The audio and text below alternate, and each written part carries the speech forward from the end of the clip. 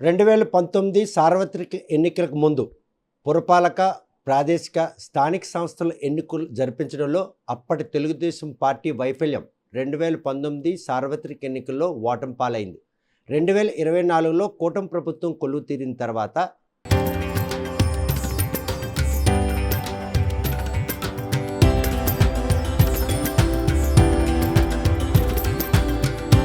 తరతరాలుగా తరగని స్వర్ణ బంధాలు మన మానేపల్లి జ్యువెలర్స్.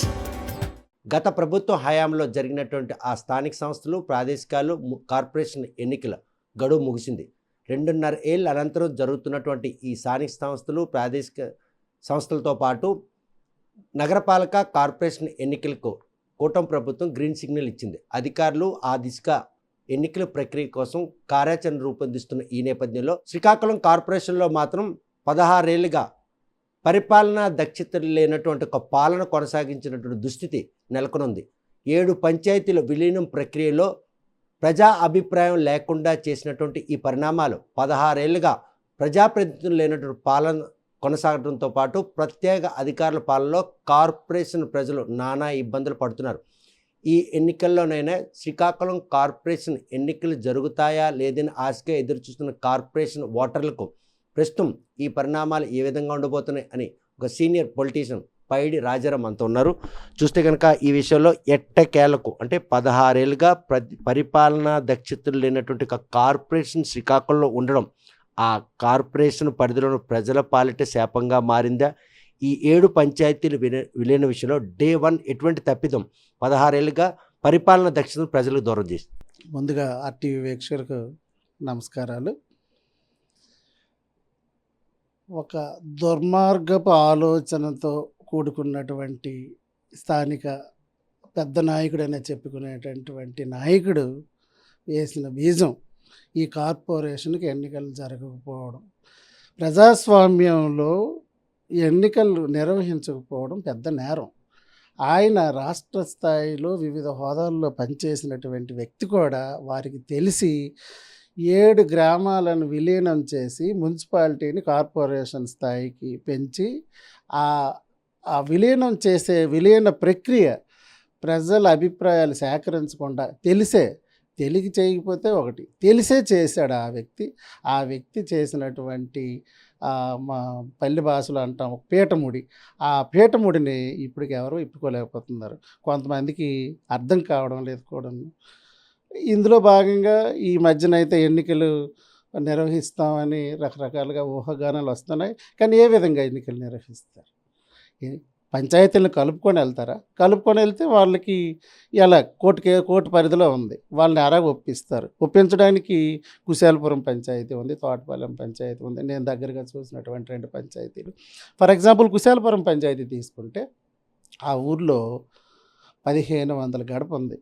1450 గడప కూడా రోజువారీ కూలీలకి పొలం పనులకి వెళ్ళిన వాళ్ళే. ఎన్ఆర్ఈజీఎస్ పనులు లేక గత 15 ఏళ్ళుగా ఎన్నో అవస్థలు పడుతున్నారు. అది గమనించాలి. ఒకటోది వాళ్ళకి ఎక్కడ అకామిడేట్ చేస్తారు? ఏ పని చెప్తారు వాళ్ళకు? డే 1 7 పంచాయతీల విలీనం విషయంలో ఇటువంటి మౌలిక సదుపాయాల కల్పన పోగొట్టుకుంటున్నామని ఆ పంచాయతీ పెద్దలకు తెలియదా?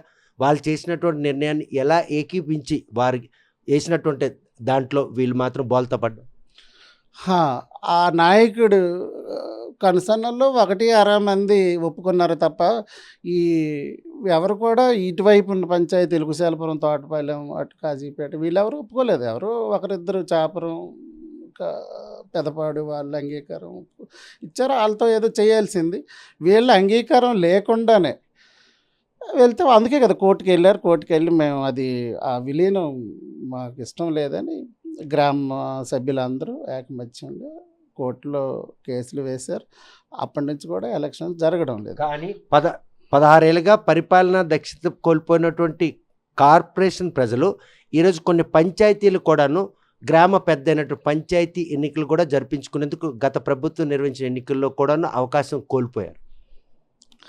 మరి ఈ కార్పొరేషన్ అనే ముద్ర వేసి అక్కడ పంచాయతీలో ఉన్నటువంటి పంచాయతీ రికార్డ్స్ని అన్నీ వీళ్ళు హ్యాండ్ ఓవర్ చేసుకొని అటు పంచాయతీలు కాకుండా ఇటు కార్పొరేషను కాకుండా వాళ్ళ పరిస్థితి ఏమిటో తెలియదు.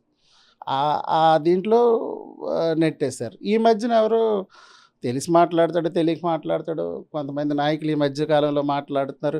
కార్పొరేషన్లో పేదలు లేరా అంటాడు. కార్పొరేషన్లో పేదలు ఉన్నారు. వాళ్ళు ఒక పనికి అలవాటు పడిపోయారు. ఒక అక్కడ పాన్ షాపో లేకపోతే టిఫిన్ కొట్టో లేకపోతే ఇంకొకటి ఫిష్ స్టాల్లో ఏదో ఒకటి పెట్టుకొని పనికి అలవాటు పడిపోయారు అక్కడ పేదలు. అలాగే పల్లెలో పేదలు ఉన్నారు. వాళ్ళు పొలం పనులు చేసుకొని కూలీల మీద తెచ్చి ఉంటేనే వాళ్ళ కుటుంబం గడుస్తుంది. ఆ నేపథ్యంలో అక్కడిక్కడ కంపేర్ చేస్తే ఎలాగవుతుంది?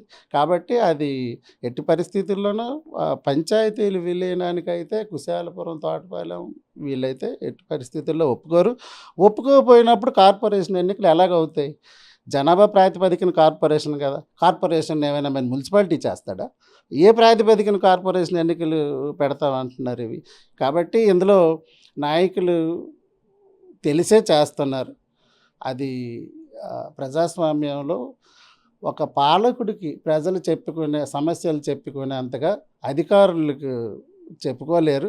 కాబట్టి ఇది ఎటు దారి తీస్తుందో చూడాలి. ప్రజలంతా గమనిస్తూ ఉన్నారు. మన 7 పంచాయతీల విలీనంలో తోటపాలెం, కుశాలపురం పంచాయతీలకి 2 కాన్స్టిట్యున్సీల పరిధి ఇటు కార్పొరేషన్ పరిధిలోకి వచ్చిందన్నారు. కానీ కార్పొరేషన్ పరిధిలోకి కానీ కాన్స్టిట్యున్సీ వరకు వచ్చి హెచ్చర్లో కాన్స్టిట్యున్సీలో ఉంది. అక్కడ స్థానిక ఎమ్మెల్యే కూడాను వీటిని కాన్స్టిట్యున్సీ పరిధిలోనే ఉంచాలి, కార్పొరేషన్లో విలీనం చేయడానికి ఎట్టి పరిస్థితుల్లో కూడా నేను ఏకీపించను అని ఆయన నిలేసుకొని కూర్చున్నారు. ఈ అంశం మీకు రేపు పంచాయతీ ఎన్నికలు జరిగేందుకు దోహదపడుతుంది అనుకుంటారా? లేకపోతే కార్పొరేషన్ విలీనమైన 16 ఏళ్ళ అనంతరం కార్పొరేషన్ పరిధిలోకి వస్తారా అనుకుంటున్నాను? మేమైతే పంచాయతీలోనే ఉండాలని అనుకుంటున్నాం. పంచాయతీ ఎన్నికలే నిర్వహించాలని మేము కోరుకుంటున్నాం. కార్పొరేషన్కి మేము ఎట్టి పరిస్థితుల్లో కార్పొరేషన్ ఎన్నికలకి, కార్పొరేషన్లో విలీనం కావడానికి కుశాలపురం, తోటపాలెం ఈ 2 పంచాయతీలు కూడా మేము ఒప్పుకోం. ఎట్టి పరిస్థితుల్లో ఒప్పుకునేది లేదు. ఒప్పుకోము అన్నప్పుడు కూడా కొంతమంది పక్కనున్న నియోజకవర్గం ప్రజలు సామాజిక వర్గానికి సంబంధించి కొంతమందిని ఒత్తిడి చేసి మీరు కేసులు ఉపసంహరించుకోండి, కార్పొరేషన్లో విలీనం చెయ్యండి అని ఒత్తిడి చేస్తున్నారు అంటే నిజమేనా? అవి వాళ్ళు అంటారు వాళ్ళ స్వలాభాలు ఏవో ఉన్నాయి అక్కడ. వాళ్ళ స్వలాభాల కోసం కార్పొరేషన్ ఎన్నికలు అయిపోతే వాళ్ళ స్వలాభం కోసం వాళ్ళు ఎత్తుగడలు తప్ప మేము ఎట్టి పరిస్థితుల్లో ఒప్పుకోం. కానీ ఆ స్వలాభం వెనుకున్నటువంటి ఆంతర్యం ఏమని భావిస్తున్నారు? కూటమిలో భాగంగా ఈరోజు శ్రీకాకుళం కార్పొరేషన్ ఎన్నికలు జరపాలని కూటమి పని కట్టుకొని ఎన్నికలు జరపాలి కాబట్టి పక్కనున్న కాన్స్టిట్యున్సీ ఎమ్మెల్యేలను కూడాను ఆయా పంచాయతీలు పెద్దల్ని కలిసి నెగోసియేషన్ చేస్తున్నారు. ఒక పంచాయతీ పెద్దలు 4-5 పెద్దలు ఒప్పుకుంటే ఇదేమీ కలిసిపోయేది కాదండి. గ్రామంలో గ్రామ ప్రజల మధ్యలో గ్రామ సభ నిర్వహించి అందరూ అభీష్టం మేరకే ఇది కలుపుతారు. అది డే 1 జరగాలి. అది జరగకుండా 16 ఏళ్ళు కాలయాపన జరిగిపోయింది. న్యాయ పోరాటం ఒక పక్క చేస్తున్నారు. ఒక పంచాయతీకి చెందక కార్పొరేషన్ పరిధిలో అది కార్పొరేషన్ డివిజన్ కాకుండా ఇటువంటి పరిణామాలన్నీ ప్రజాస్వామ్య దేశంలో ఇటువంటి పరిస్థితి శ్రీకాకుళం కార్పొరేషన్ చుట్టూ ఉన్న 7 పంచాయతీలకి శ్రీకాకుళం కార్పొరేషన్కి పట్టినటువంటి ఈ దుస్థితి ఎప్పట్లోగా తీరుతుంది? పాలనా దక్షత కోసం మీ ఓటును వినియోగించుకునేందుకు అవకాశం దక్కే పరిస్థితి కనుచూపు మేరలో కనిపిస్తుంది. నాకైతే అనిపించట్లేదు. ఇప్పుడు ఈ ఎమ్మెల్యేలు ఏవైతే పక్క నియోజకవర్గాల నుంచి ఏదో ఒక విధంగా ప్రలోభాలకి లేదంటే వాళ్ళ స్వార్థాలకి లోబడి ఏదైనా ఒప్పించడానికి ప్రయత్నించినా అది జరగని పని. పంచాయతీలుగా మాకు విడిచిపెట్టి కార్పొరేషన్ ఎన్నికలు నిర్వహించుకుంటే మాకు ఎటువంటి ఇబ్బంది లేదు. మా పంచాయతీ ఎలక్షన్సే కావాలి. ఒకటోది. రెండోది, ఆ రోజు కావాలని వేసినటువంటి ఆ లీడర్ ఈ 7 పంచాయతీలని కావాలనే విలీనం చేశాడు. ఒక పద్ధతి, ప్రణాళిక లేకుండా విలీనం చేశాడు. తెలుసు అతనికి. కేసులు వేయించింది కూడా ఆయనే. ఓ పక్క నుంచి మీరు వెళ్ళి కేసులు వేయండి, మా పంచాయతీ విలీనం కాదని. మళ్ళీ అప్పుడు ఆయన అధికారంలో ఉన్నాడు. కేసులు వేయించిన వాడు మున్సిపాలిటీ నుంచి కౌంటర్ వేయించాలి కదా, అవి వేయించడు. మళ్ళీ ఆ పెద్ద మనిషి ఉన్నన్నాళ్ళు ఈ కార్పొరేషన్ మరి ఎన్నికలు జరగవు. కానీ ఎన్నికలు ఈరోజు ఎట్టి పరిస్థితుల్లో జరిపి తీరుతాను అని స్థానిక ఎమ్మెల్యే గొండు శంకర్ బల్లగుద్ది చెప్తున్నాడు. ఎట్టి పరిస్థితుల్లో పాత శ్రీకాకుళం కార్పొరేషన్ని ఎన్నికలు జరిపిస్తాను, దాన్ని ఎటువంటి ఆటంకంలో అతిక్రమిస్తున్నాను. సాధ్యమా? నాకైతే అది ఆయన అనడంలో తప్పలేదు, కానీ ఎలాగా, ఏ ప్రామాణికంగా జనాభా ప్రాతిపదికన ఉంటుంది కార్పొరేషన్ అనేది. అంటే కార్పొరేషన్ మళ్ళీ మున్సిపాలిటీకి డిగ్రేడ్ చేస్తాడా? ఇది ఆల్రెడీ అప్గ్రేడ్ అయిపోయింది కదా. ఏ ప్రాతిపదికన? జనాభా ప్రాతిపదికన కదా కార్పొరేషన్ అప్గ్రేడ్ అయింది. ఏ ప్రాతిపదికన చేస్తాడు? అవగాహన ఉందో మరి అది కూడా తెలియదు నాకు. కొండ శంకర్ గారికి ఏముంది, డే 1 నుండి ఎన్నికలు అంటున్నాడు. 3వ సంవత్సరం దాటిపోయింది. ఆయన చాలా వాగ్దానాలు చేస్తున్నాడు, కానీ ఆయనకు అందని దూరంలో ఆయన వెనకతలే, ఆయన టీంలోనే ఉండి ఆయన వెనకతలు ఉండే జరగకూడదన్న వాళ్ళే ఎక్కువ శాతం ఉన్నారు ఇందులో ఎలక్షన్స్. నాకైతే ఈ కార్పొరేషన్కి ఎన్నికలు జరుగుతాయనేది అయితే అనుమానంగానే ఉందండి. కానీ కార్పొరేషన్ ఎన్నికలు జరగకపోతే కనీసం పంచాయతీ స్థానిక ఎన్నికలు కూడా జరుగుతున్నాయి. ఆ జాబితాలోనే తోటపాలెం, అదేవిధంగా కుశాలపురం పంచాయతీలు చేరుతాయి అనుకుంటున్నా. తప్పకుండా మేము అదే కోరుతా ఉన్నాం.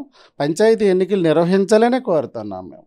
పంచాయతీ ఎన్నికలు అయితే మాకు ఎన్ఆర్జీఎస్ అటుగాక ఇటుగాక ఇలా ఉండిపోయాం. మేము ఎటువైపు చెందినట్టుగా. ఇప్పుడు ఆర్గనైజేషన్ ఏదైతే ఈ ఫుడ్ ఫర్ వర్క్ ఉందో మాకు అందడం లేదు కదా, మరి వర్క్ రావడం లేదు కదా. మరి ఎన్ఆర్ఈజీఎస్ పనులు లేక చాలా ఇబ్బందులు పడుతున్నారు. సో ఒక పక్కన కరువు నడుస్తుంది, వర్షాలు లేక, వాటర్ రాక నానా అవస్థలు పడుతున్నారు. ఈ కూలీలకు పోతే అట్లీస్ట్ ఆ కూలీతో ఏదో వాళ్ళు ఇల్లు గడిచేది, అది కూడా లేదు. ఇలాగ ఇబ్బంది పెట్టడం పాలకులకి ఇది సమంజసం కాదు. అర్థం చేసుకొని పంచాయతీలకి ఎలక్షన్స్ నిర్వహించి ఇది ఏ విధంగా చేస్తారనేది కమిటీ వేసి చేసుకోవాలి. పద్ధతి ప్రకారంగా ఉంటుంది కాబట్టి పద్ధతి ప్రకారంగా చేయాలి. కానీ ఎలక్షన్స్ నిర్వహించడం అనేది అత్యవసరం. ప్రజాస్వామ్యంలో ప్రజాస్వామ్యబద్ధంగా అవి ఎన్నికలు నిర్వహించాల్సిందే. మరి నిర్వహించకపోతే నేరం. ఆ నేరం ఏదో రూపంలో శిక్ష పడుతుంది.